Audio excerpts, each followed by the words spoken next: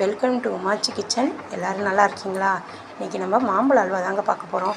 மாம்பழம் நல்லா கனிவாக இருக்கும் பாருங்கள், அந்தமாரி பழம் எடுத்துங்க. அதை எடுத்துக்கிட்டு நல்லா மிக்சியில் நல்லா நைஸாக அரைச்சிங்க, நல்லா குழவா அரைச்சிங்க. அரைச்சிக்கிட்டு அதுக்கு ஒரு கப்பு இருந்ததுன்னா அரை கப்பு சர்க்கரை சேர்த்துங்க. சர்க்கரை, ஏலக்காய், முந்திரி பருப்பு வறுத்து போட்டுங்க. கொஞ்சமாக கோதுமை மாவை வறுத்து இதில் சேர்த்துங்க. கோதுமை மாவு வந்து கொஞ்சம் ஒரு ஸ்பூன் இல்லை 2 ஸ்பூன் அளவு கொஞ்சம் வறுத்துட்டு இதில் சேர்த்துங்க. இதில் நெய்யே விடலைங்க, நெய் விடாமல் தான் ரெடி பண்ணியிருக்கேன். நல்லா வந்திருக்குங்க. அவசியம் எல்லோரும் செஞ்சு பாருங்கள். நல்லா கனிஞ்ச மாம்பழம் நம்ம சாதத்துலேயும், மோர் சாதத்துலாம் வச்சு தயிர் சாதத்துக்கெலாம் சாப்பிட முடியாது. தயிர் சாதத்துக்கெலாம் சாப்பிட்டா கொஞ்சம் கஷ்டமாக இருக்கும். அதனால்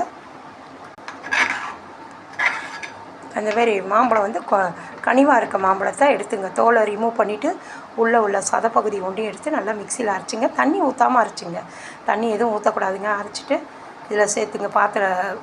கடாயில் சேர்த்துட்டு அதுக்கப்புறம் சர்க்கரை சேர்த்துட்டு வேணுங்கிறது இனிப்பு சேர்த்துங்க. ஒரு இனிப்பு பழம் புளிப்பு இல்லைன்னா கொஞ்சம் காய் கூட நீங்கள் சேர்த்துங்க. புளிப்பாக வேணுன்னா ஒரு சின்ன துண்டு காய் சின்னதாக ஒரு பீஸ் போட்டுங்க. அப்படி இல்லை புளிப்பு இனிப்பு இருக்குன்னா நீங்கள் இந்த மாங்காய் ஒண்டியுமே போடலாங்க. ஒவ்வொரு நேரம் வெம்புனா மாதிரி இருக்கும் மாங்காய், அதை நம்ம ஒன்றும் செய்ய முடியாது, சாப்பிடவும் முடியாது. அந்தமாரி இருக்கிற மாங்காய்லாம் கூட இந்தமாரி அரைச்சிங்க. அதுக்கு கொஞ்சம் இனிப்பு இருக்காது, அதனால கூட போட்டுங்க. அந்தமாரி மாங்காய் கொஞ்சம் மஞ்சள் கலராக இருக்கும், ஆனால் இனிப்பே இருக்காது. பார்த்திங்கன்னா பழம் மாதிரி இருக்கும்.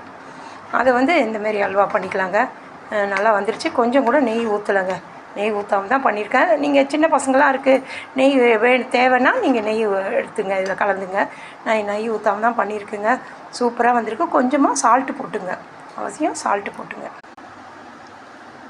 மாங்காய் அல்வா ரெடி ஆகிடுச்சுங்க. அவசியம் செஞ்சு பாருங்கள். சூப்பர் டேஸ்ட்டாக நல்லா இருக்குங்க. கொஞ்சம் புளிப்பு தேவையில்லை, லைட்டாக புளிப்பு வேணுன்னா கோதுமை மாவு கொஞ்சம் கூட சேர்த்துங்க. இல்லைன்னா ஒரு ஸ்பூன் கோதுமை மாவு போதுங்க. தேங்க்யூ. ஷேர் பண்ணுங்கள், சப்ஸ்கிரைப் பண்ணுங்கள், கமெண்ட் பண்ணுங்கள். நல்லா இருக்குதா, பண்ணி சாப்பிட்டீங்களான்னு கமெண்ட்டில் சொல்லுங்கள். தேங்க்யூ.